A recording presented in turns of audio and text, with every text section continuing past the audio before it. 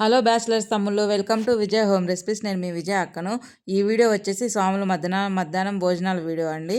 మధ్యాహ్నం భోజనాలకి అన్నము, పప్పు, సాంబారు, అప్పడాలు, పులిహోర, చుక్కుడుకాయ కర్రీ, పచ్చడి, క్యాబేజీ పకోడీ, అరటికాయలు, పెరుగు అన్నీ పెట్టామండి.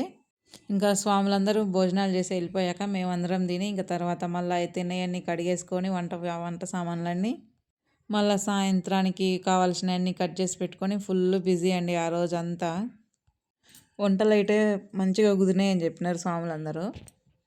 అంతే తమ్ముళ్ళు, ఈ వీడియో కనుక నచ్చినట్లయితే లైక్ చేసి షేర్ చేసి సబ్స్క్రైబ్ చేసుకోండి తమ్ముళ్ళు.